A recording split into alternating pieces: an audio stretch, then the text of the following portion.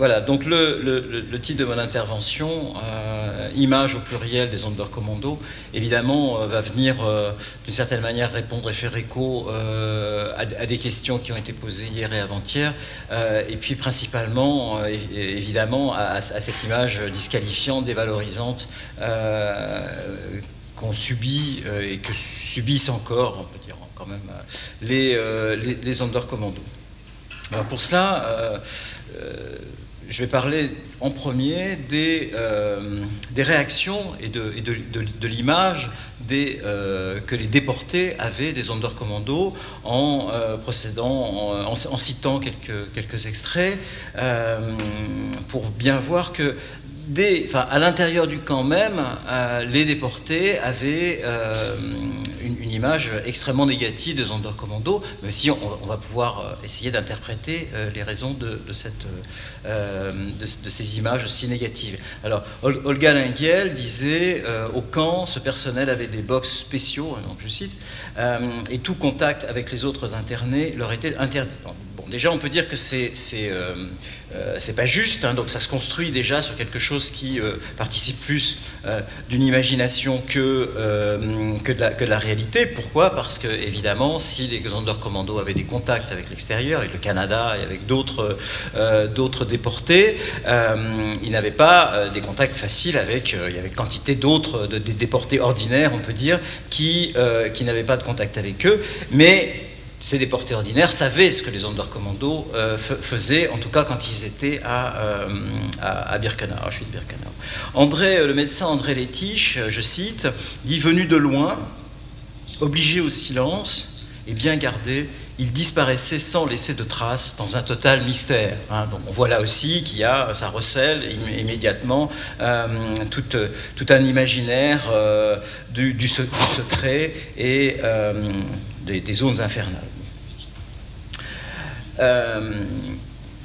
Tadeusz Borowski, dans une nouvelle, donc moins qui n'est donc pas, on peut dire, une parole directe sur les Sonderkommando, une des nouvelles de son recueil édité en France sous le titre Le Monde de Pierre, une des nouvelles qui s'appelle Chez nous à Auschwitz, termine la nouvelle avec le narrateur rencontre un Sonderkommando qu'il avait l'habitude de rencontrer. Effectivement, on dit aussi qu'il y a un certain nombre de déportés qui pouvaient avoir des contacts réguliers avec eux. Et puis, il demande comment ça va. L'autre, il dit oh, ça va, c'est la routine. On a trouvé, le dernier truc qu'on a trouvé, c'était on attachait on prenait pour allumer le four, on prenait des enfants, on les attachait par les cheveux et on y mettait le feu. Et Gemacht dit, et c'était parti, c'était plus simple. Bon. Alors, évidemment, tout le ton, pour ceux qui connaissent Borowski, le ton des nouvelles est extrêmement distancié. Il use d'un cynisme justement pour renvoyer au lecteur toute cette part difficilement exprimable de l'expérience concentrationnaire. Et certaines nouvelles sont consacrées directement à l'extermination des Juifs, de convois. Et donc, cette façon d'exprimer cette nouvelle combine, hein, je cite, pour allumer le four, que lui a dite le Sonderkommando, et bien aussi pour renvoyer à quelque chose qui, par défaut, par antithèse, exprime la condition intenable et aussi la situation de terreur et d'horreur auxquels ils étaient confrontés. Et il termine les derniers mots de sa nouvelle en disant mais tout ceci n'est pas vrai, parce que de toute façon, ce qui n'est vrai finalement, c'est que ce qui est vrai, ça se passe dans le monde ailleurs. On ne peut pas, quels que soient les mots qu'on utilisera, on ne pourra pas arriver à transcrire suffisamment ce qui a lieu dans ces lieux. Alors, on voit aussi que avec même plutôt Rudolf Verbra et puis Alfred Wetzler ont une image qui est extrêmement c'est donc ces deux hommes qui se sont évadés d'Auschwitz ont une image extrêmement négative. Il dit, je cite, déjà à cause de la terrible odeur qui émanait d'eux, on avait peu de contact avec eux, ils étaient toujours souillés, très négligés, sauvages, indescriptibles et sans pitié. Venir un petit peu sur ces termes. Hein. Alors, avec le temps, les visions n'évoluent pas plus, hein, et l'imagination reste toujours exaspérée par des flots de fantasmes qui ne s'atténuent pas avec les distances.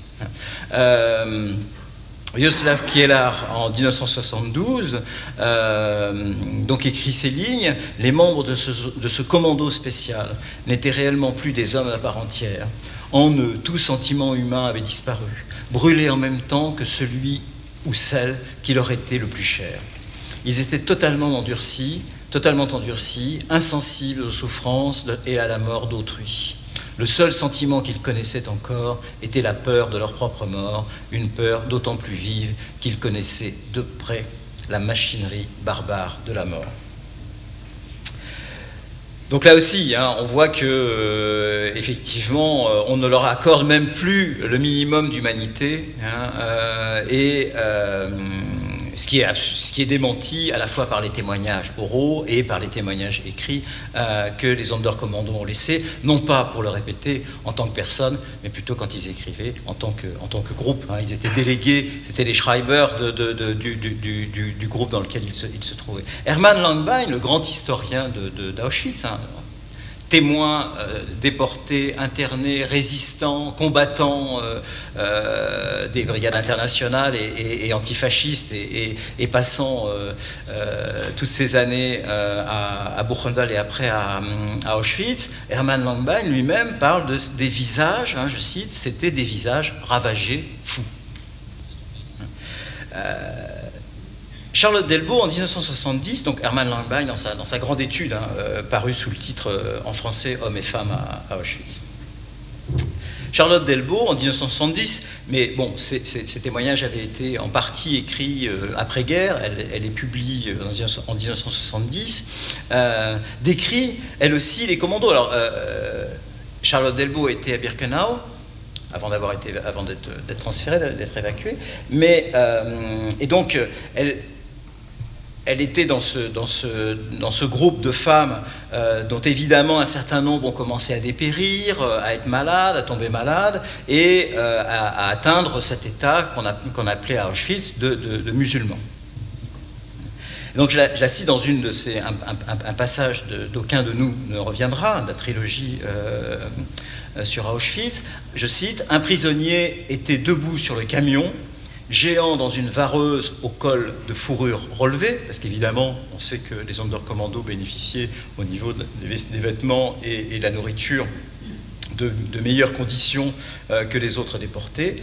Et à l'aide de son ceinturon, décrit-elle, il hisse les déportés sélectionnés à la chambre à gaz. Et, je continue la citation, les lance sur le plateau du camion. Il pousse des en, dit-elle, il travaille vite, comme un qui sait son travail, un qui veut faire chaque fois mieux. » Donc on approche un peu l'image qu'avaient les déportés, et ici on est vraiment à l'extrémité à la fois de la faiblesse de ces femmes, elles-mêmes parquées dans les blocs à Birkenau, qui se retrouvent emportées après la sélection. Donc on sait la frayeur, la terreur qu'entraînaient à chaque fois les sélections dans les blocs, et de ces femmes qui étaient soulevées par ces hommes, qui eux étaient dans une bonne condition physique, qui étaient habillés chaudement quand il faisait les températures d'Auschwitz au mois de janvier ou de février, et d'une certaine manière, c'est la vision d'une espèce d'ogre qui vient les enlever et qui évidemment les emmène à la mort. Bon. Alors, qu'est-ce qu'il y a derrière ça? Il n'y a pas simplement une construction imaginaire, il y a aussi l'articulation étroite, mais qui sous la forme d'un hiatus insurmontable, entre ce que le déporté sait qu'il va, ce qui l'attend, à savoir de toute façon, au bout de 2, 3 mois, quelquefois moins, ou quelquefois plus, il arrivait à se débrouiller, cet état de musulmans, hein, comme on les appelait à Auschwitz, et qu'évidemment, cette rencontre du musulman allait se faire avant la mort avec le Sonderkommando, qui serait celui qui allait l'enlever, pour ces femmes qui n'arrivaient plus à bouger, qui allait l'enlever et qui allait l'emmener à la mort. Donc c'est pas simplement, c'est une imagination c'est l'image qui est construite dans une imagination de frayeur, sachant que un jour ou l'autre, ils auront affaire aux Sonderkommando, et quand ils auront affaire à eux, sauf les quelques déportés qui évidemment ont des contacts avec eux, quand ils auront affaire à eux, c'est que ce sera arrivera le moment où ils seront gazés. Donc on voit bien que cette frayeur est aussi greffée, hantée sur une réalité, et une réalité vers laquelle les déportés savent que de toute façon ils vont s'acheminer, hein, ils vont être portés. Donc on voit aussi d'une certaine manière comment quelque chose qui serait des images dévalorisantes, dégradantes, disqualifiantes, vont convoquer des images mythiques aussi, hein, vont convoquer des images de monstres, d'ogres, pour exprimer cette frayeur.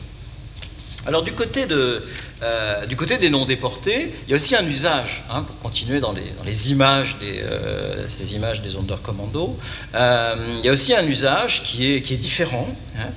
Je reviendrai sur Primo Levi tout à l'heure, parce que Primo Levi traîne avec lui, on veut dire, à la fois les Sonderkommando et le questionnement sur les Sonderkommando. Donc chez les non-déportés, on a aussi un usage, un véritable usage de l'image des Sonderkommando. On pourrait le dire comme ça. Stefan Hermlin est un des premiers auteurs à visiter Auschwitz et à tirer un texte, qui ne doit pas être traduit en France, Auschwitz ist unvergessen. Et à l'intérieur de ce texte, qui est un petit texte, hein, qui a été publié dans un recueil en allemand. À l'intérieur de ce texte, on découvre, il fait apparaître un personnage qui s'appelle Henryk Poremski, qui était, dit-il, dans le commando des crématoires. Alors bon, les recoupements avec le texte sont assez faciles à faire avec Henryk Mandelbaum, dont il polonise le patronyme. Alors, il n'embrosse pas un portrait impitoyable, contrairement aux déportés, mais il lui fait tenir un discours manifestement idéologique, je cite, où certains touristes américains, selon Poremski, prenaient le génocide pour de la propagande, et Hermlin en vient à faire d'Auschwitz, je cite, l'honneur de la nation polonaise, et faire se rejoindre à la fois la tempête de Varsovie, donc en référence à l'insurrection de Varsovie, et les ruines du crématoire, je cite, hein, qui vont ensemble. Donc de cette façon, il se réapproprie le Sonderkommando, les Sonderkommando, pour les rendre conformes à une vision polono-soviétique, réaliste, de l'univers concentrationnaire de l'époque, hein, on est juste après la guerre, et inscrire le génocide dans une sorte de grande marche héroïque vers le progrès, hein, donc le dépassement héroïque de la guerre et la victoire de l'antifascisme. Bon, en tant qu'intellectuel organique, hein, du parti, hein, Hermlin, et ça fait aussi penser directement, ça fait écho à la façon dont l'image, j'y reviendrai tout à l'heure, de ces 4 clichés qui ont été pris, dont vous en voyez un en ce moment, a pu être retouchée juste après la guerre pour montrer que, pour redonner de la vigueur à ces femmes. Alors je reviens une petite contextualisation. Donc vous avez 4 photos qui ont été prises par un groupe, on les a évoquées hier, par un groupe du Sonderkommando qui avait réussi à se procurer un appareil photo, à se procurer une pellicule, et à simuler, plutôt à causer des dégâts sur le toit du crématoire 5 pour aller le réparer. Et cette équipe, allant le réparer, permettait à celui qui avait l'appareil photo, caché dans un seau, de prendre des photos. Il y a eu 4 photos qui ont été prises en août 1944.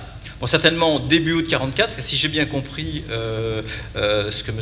Bartosik a voulu, à propos des évasions, le dénommé Alex, qui aurait été celui qui a pris les photos, a été arrêté, a voulu s'évader, a été arrêté et exécuté au début 1944. Donc ça permet de dater un peu plus précisément que ça ne l'a été fait avant, mais ces photos sont revenues à l'actualité lors d'une exposition Mémoire des camps qui avait été dirigée, dont le commissaire était Clément Chéroux il y a quelques années, et suite à laquelle il y a eu une polémique avec Claude Lanzmann et Georges Didier Huberman, sur laquelle je vais revenir, qui a d'une certaine manière porté le débat sur ces photos et marginalement quand même sur les Sonderkommando, puisque ceux qui ont surtout occupé le devant de la scène, c'était Claude Lanzmann et Georges Didier Huberman, plus que les Sonderkommando. Alors je continue sur ces photos. Donc je vais aller... il y a une de ces photos. En fait, l'ordre de prise de vue a été reconstitué par Clément Chéroux en fonction des bords des négatifs, et il se trouve que ça, c'est la première photo qui a été prise. Donc elle était prise de l'intérieur de la chambre à gaz. La deuxième était celle-ci. Alors j'ai pas réussi à la remettre. Attendez. Si, voilà, c'est ça. Donc la deuxième était celle-ci, toujours prise à l'intérieur. Donc vous aviez un membre du Sonderkommando qui était sur le toit, d'autres qui étaient à côté, et de l'intérieur, donc la porte étant ouverte, de l'intérieur, le dénommé Alex, il semblerait que ce soit lui, a pris cette deuxième photo. Donc on voit effectivement, rapidement contextualisation, c'est le moment où les convois de Hongrois sont gazés, de Juifs hongrois arrivent et sont gazés. Les crématoires ne fournissent pas assez ne peuvent pas brûler les corps, la totalité des corps, et donc ils sont brûlés dans des fosses à l'extérieur. Donc on voit ici les deux clichés où on voit les Sonderkommando qui sont en train de ramasser les corps pour les jeter dans les fosses et les brûler. Et puis une photo qui n'est... la prise de vue n'est pas... Il n'a pas pu prendre une photo, la photo qu'il voulait. L'appareil dans un seau. Et puis cette photo où on voit au loin, entre les bois de Birkenau, les bouleaux, pour ceux qui connaissent le lieu, un groupe de femmes nues, juste avant d'entrer dans la chambre à gaz.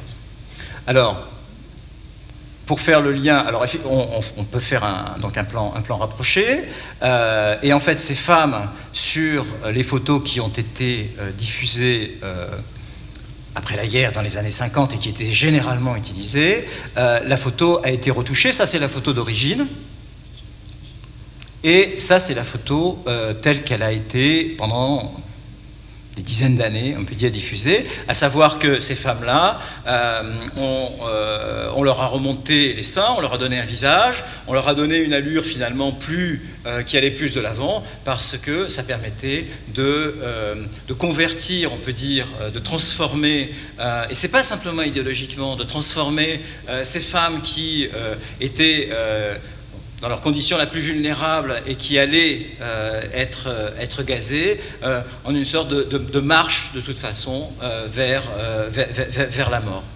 Alors, on voit bien comment il y a quelque chose de la récupération qui se fait par Hermlin, mais aussi au niveau des photos de ces clichés uniques, de la récupération, pour essayer de donner une forme qui puisse être intelligible, une forme à partir de laquelle on puisse trouver un sens, y compris dans ces situations aussi limites où, évidemment, ces personnes étaient les plus vulnérables et livrées à la mort.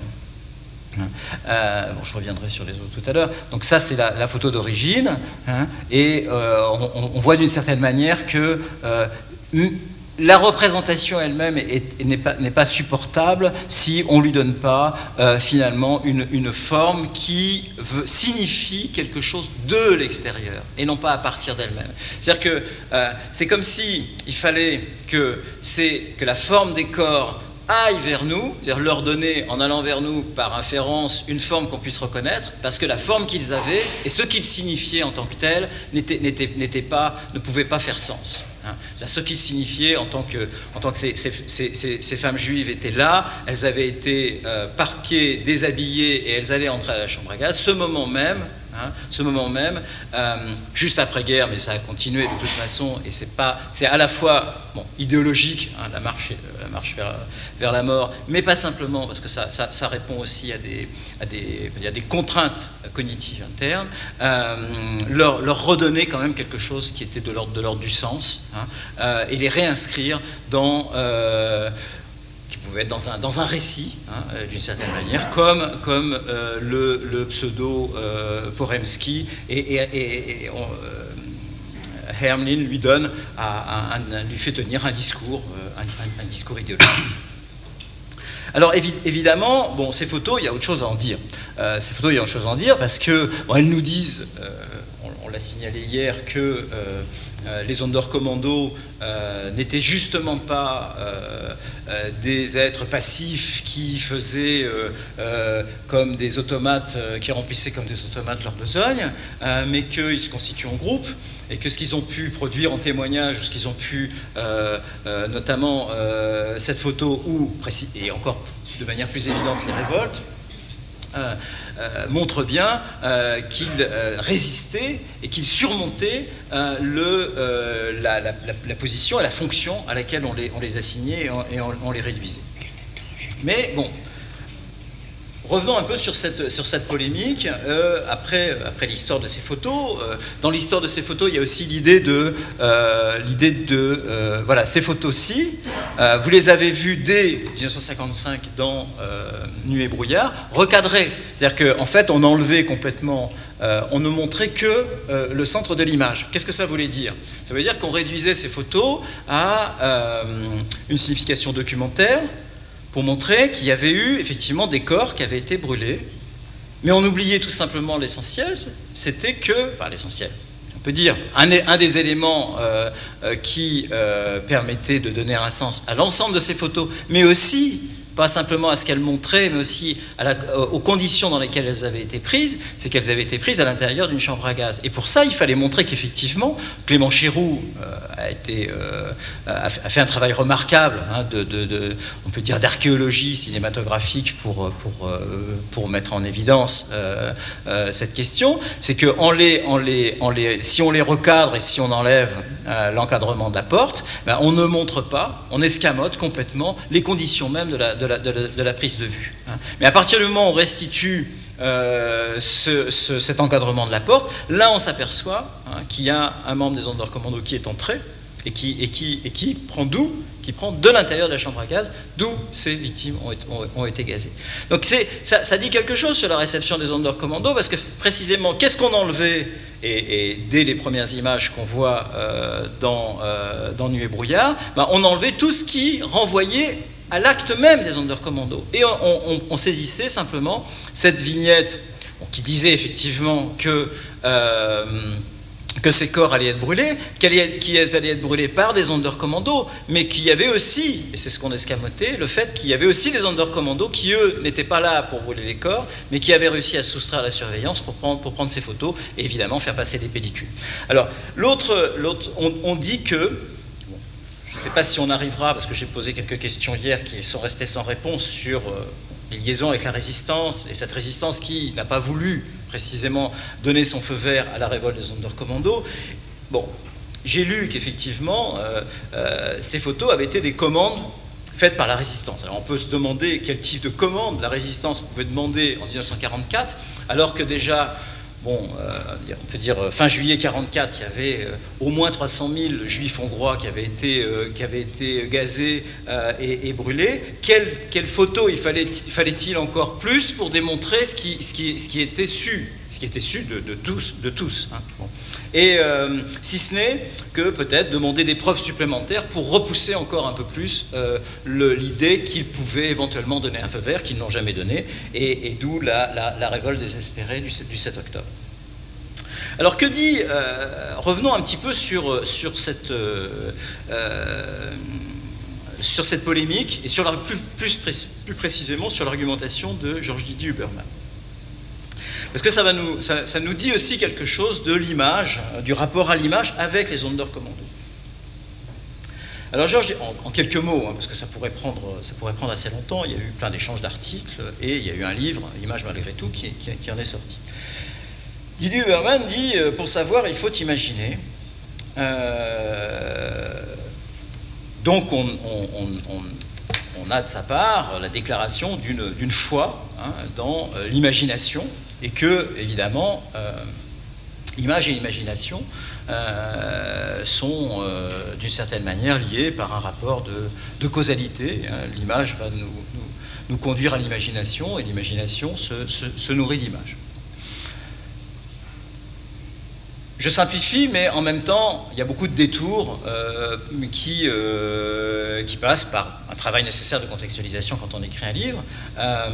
Mais la thèse s'appuie là-dessus, et elle est dénoncée par Claude Lanzmann, qui dit justement il y a des images sans imagination. Alors, le problème de Lanzmann est évidemment que, pas tant ce qu'il a dit, bon, pas tant le personnage et toute sa propre auto-mise en scène, mais que il manque aussi une contre-argumentation qui puisse être suffisamment étayée face au discours très construit de Georges Didier Huberman. Pourtant, il faut considérer, d'une certaine manière, en m'inscrivant en faux contre l'argumentation, contre la position de Didier Huberman, que image et imagination, c'est pas la même chose. Et que, précisément, dès l'Antiquité, on peut dire, on sait qu'il y a des images qui viennent court-circuiter l'imagination. Et que le réel n'est pas entièrement soluble dans le savoir non plus. Et de l'Antiquité jusqu'à Primo Levi, je reviendrai tout à l'heure sur Primo Levi, Primo Levi était bien le premier à ressasser, presque de façon blanchotienne, le fait qu'il y avait de l'incompréhensible dans Auschwitz, et lui, tout chimiste, tout scientifique, rompu pendant toutes ces années de formation et de profession à des expérimentations avec le réel, hein, le réel des molécules et de la physique, de la matière, il savait qu'il y avait quelque chose qui échappe. Hein, quelque chose qui échappe au contrôle du savoir, dont on n'a pas la maîtrise, et pour sa propre expérience, il s'agissait de l'incompréhensible d'Auschwitz, il l'a répété, et sans pour autant théologiser cet incompréhensible. À savoir qu'il y a quelque chose du réel, on peut dire, le réel ne se réduit pas à un espace euclidien, et qu'il peut être hyperbolique, elliptique, et se soustraire aussi à toute tentative de compréhension. Donc en fait, ce qui se passe, c'est que quand on voit ces images-là, ces images nous renvoient à ça aussi. Elles nous renvoient qu'il y a des images, mais que ces images, non seulement elles peuvent se soustraire à l'imagination, mais elles peuvent résister à l'imagination, et aussi elles peuvent court-circuiter l'imagination. Il y a toute une tradition rhétorique, qui s'établit principalement à l'âge classique, qui nous montre que précisément, si vous assemblez des images les unes à côté des autres, sans lien logique, hein, vous court-circuitez l'imagination, vous mettez devant le spectateur des images qui vont le saisir plutôt que de l'amener à penser. Donc c'est le défaut du raisonnement de Georges Didier Huberman, mais pour revenir à ces images, c'est aussi ça que ces images nous disent. Elle nous dit ça, et on empêche ces images de nous le dire. On les empêche en donnant à ces femmes une allure de femmes volontaires qui vont braver la mort tout en y allant. On détourne ce que nous disent ces images en les recadrant de façon à surtout ne pas montrer les conditions dans lesquelles elles ont été prises, et on détourne aussi ces images en faisant de ces images un élément qui va donner à penser à travers l'imagination, alors que précisément, il y a quelque chose dans ces images qui nous dit que ces images résistent à l'imagination et qu'elles nous disent, elles nous enseignent précisément l'écart qu'il y a entre image et imagination, qu'il y a des images qu'on peut avoir dans notre tête, qu'il y a des images d'événements qu'on peut avoir, et c'est aussi pour cela que certains Sonderkommando ou certaines personnes qui ont vécu des événements traumatiques peuvent, des années après, 20 ans ou 30 ans après, reprendre le récit, mais sous forme de fragments et non pas sous forme d'un grand récit de ce qu'ils ont vécu, parce que précisément, ils ont des images qui sont ancrées en eux, mais que ces images-là restent suspendues dans un présent qui n'est pas le présent quotidien. Bon. Et ces images-là nous disent ça aussi. Elles nous disent que on est en face de quoi? On est en face de quelque chose que de toute façon on ne pourra pas imaginer, à savoir qu'elles ont été prises par ces équipes qui étaient assignées à n'être plus que des fonctions et qui résistaient, donc qui avaient recouvré leur dignité d'être humain, et qui se trouvaient à quel moment de la Shoah? Au moment où on a déjà, bon, on est fin juillet, début août, à peu près 300 000 Hongrois, hein, bon, qui ont été gazés, et que même le système de crémation n'était pas suffisant pour venir à bout de ces corps. Alors voilà, donc c'est aussi ça, c'est-à-dire que finalement ces images, on essaie de ne pas les voir en y collant un discours, en y collant une argumentation, et en essayant de leur faire sens à tout prix, alors que précisément ces images viennent nous dire qu'il y a quelque chose qui n'est pas imaginable, hein, et elles nous le mettent sous les yeux. Autrement dit, d'une certaine manière, il y a quelque chose qui est peut-être trop catholique, trop dans la révélation, hein, chez Didier Huberman, et qui oublie que des images peuvent être elles-mêmes iconoclastes. Pour continuer sur un autre registre, mais toujours au niveau, bien sûr, des images du Sonderkommando, pour ceux qui ont, je passerai assez rapidement non plus pour pas, qui ont en tête Exodus, hein, y a un moment où le jeune Dov Landau, qui donc arrive en Palestine, bientôt Israël, et qui veut entrer dans la résistance, dans les rangs de l'Irgun, se fait interroger par un des chefs de la section, et sous la pression du chef de la brigade, il avoue avoir appris à manier, enfin il déclare plutôt avoir appris à manier les explosifs, non pas, comme il avait dit au début, durant la révolte du ghetto de Varsovie, mais en travaillant, dit-il, dans le Sonderkommando d'Auschwitz. Et puis, il continue à être, en creusant des fosses, hein, ce qui est une construction complètement, qui ne tient pas, hein, complètement aberrante, en creusant des fosses avec des explosifs pour y entasser les juifs qui avaient été gazés. Alors bon, d'où ça vient? Est-ce que ça vient de l'histoire qu'à Remno on faisait exploser des corps? Bon, la construction ne tient pas, mais il continue dans sa déclaration, il arrive à bout il craque, hein, sous la pression du chef de la section, et il dit que il y avait déjà donc la honte, hein, il déclare comme là, il se présente plus comme un résistant du ghetto de Varsovie, mais comme un membre du Sonderkommando, et cette honte-là, telle qu'il la présente, hein, est redoublée par une autre, puisqu'il confesse que les SS s'étaient servis de lui, Sikh, hein, tel qu'il le dit, comme d'une femme. Alors on voit bien comment, dans le grand récit d'Exodus, de la lutte pour Israël, dans le grand récit héroïque qui reprend les modèles héroïques qu'on pouvait trouver dans l'héroïsme, pas simplement à l'Est, et dans tous les monuments qui ont pu, et les récits qui ont pu être construits à cette époque-là, dans cet héroïsme-là, hein, dans ce grand récit héroïque, les Sonderkommando n'ont pas de place. Mais non seulement ils n'ont pas de place, mais ils viennent pour exemplariser la honte même, hein, de certains juifs qui ont été Sonderkommando et qui, en plus, hein, il faut en rajouter, il faut que ce soit encore plus exemplaire, étaient, dont les SS se servaient d'eux comme des femmes. Hein. Donc on voit bien qu'on retrouve, on retrouve cette image dévalorisante, honteuse, dépréciative des Sonderkommando. Hein. Pourquoi? Parce que de même que pour les images, ils viennent dire ce qu'ils viennent signifier, déstabilise les catégories.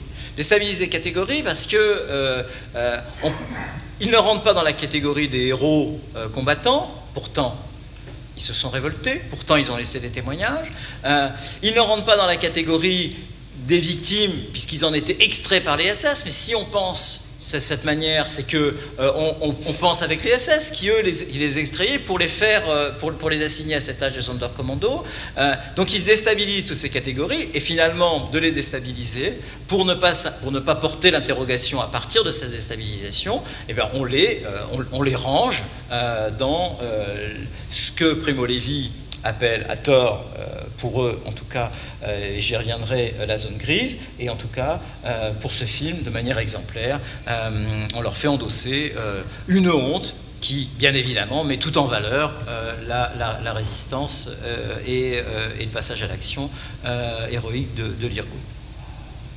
Alors, les Sonderkommando, on les retrouve en ce qui concerne l'image, même beaucoup plus loin, mais de façon tout à fait respectable dans un épisode de Maus, quelques pages de Maus, où, par l'intermédiaire du récit de son père, bon, je ne rappelle pas comment le narrateur, interrogeant son père, reconstitue à la fois la persécution, la fuite et la déportation de son père à Auschwitz, et le narrateur en vient à présenter une série de pages qui vont documenter le fonctionnement de la chambre à gaz et de l'extermination.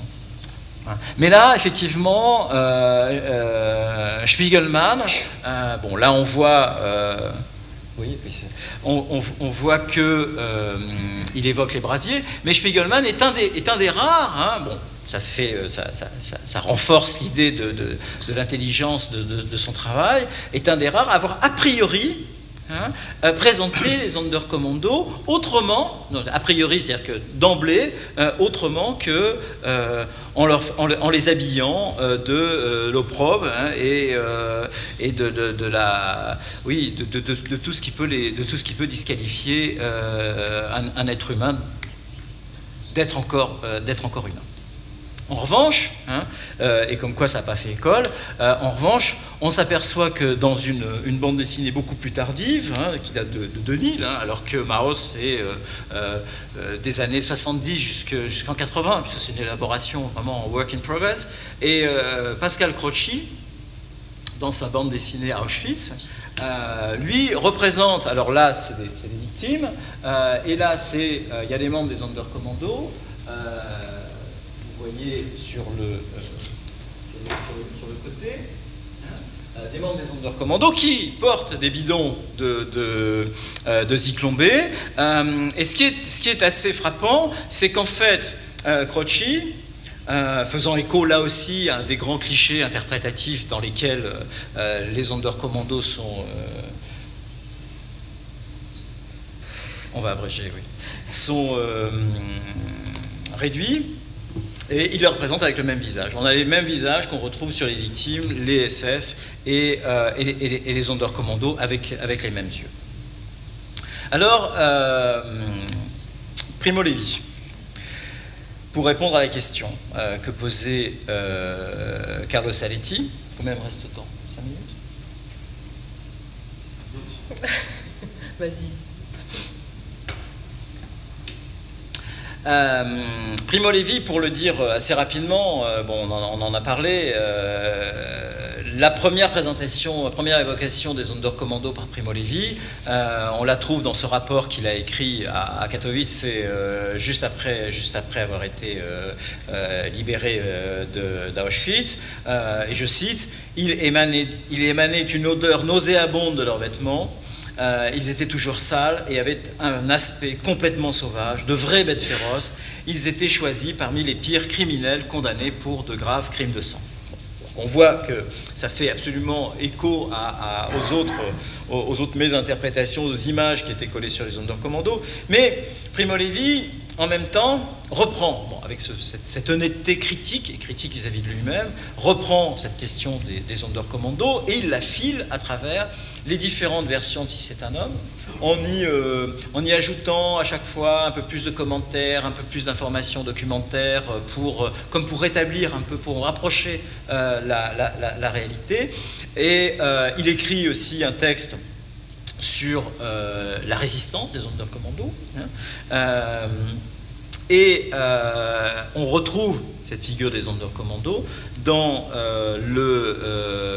un chapitre de la zone grise, hein, de naufragés rescapés. Alors, il n'arrive pas finalement à leur trouver véritablement une place. Et les Sonderkommando, d'une certaine manière, viennent dans le parcours de toute sa réflexion, de sa pensée sur la détention, la déportation et la Shoah, s'inscrivent véritablement comme un hiatus, hein, qu'il n'arrive pas à surmonter, puisque jusque dans Naufragés rescapés, il va dire que il est difficile, presque impossible, hein, je cite, que l'on se forme une représentation de la façon dont ces hommes ont vécu jour après jour, dont ils se voyaient eux-mêmes et acceptaient leurs conditions. Et je cite un passage un petit peu plus loin. D'hommes qui ont connu cette extrême destitution de la dignité humaine, on ne peut attendre une déposition au sens judiciaire du terme, comme s'il n'y avait que au sens judiciaire du terme, mais bon, il réduit là aussi, mais quelque chose qui tient de la lamentation, du blasphème, de l'expiation et du besoin de se justifier, de se récupérer eux-mêmes. Il nous faut attendre d'eux l'épanchement libérateur plutôt qu'une vérité face à la face de Méduse. Alors là aussi, finalement, c'est un aveu d'échec de lui-même à pouvoir penser les Sonderkommando et ce qui fait qu'il les replace, hein, dans cette zone grise qui était plutôt la zone de laquelle les Sonderkommando n'ont cessé à différents niveaux, hein, y compris dans les rites religieux qu'ils pouvaient pratiquer clandestinement pour redonner symboliquement une dignité aux morts, zone grise dont ils n'ont cessé de vouloir se détacher et de se détacher par leurs actes. Je laisse la troisième partie pour la publication des actes. Merci beaucoup.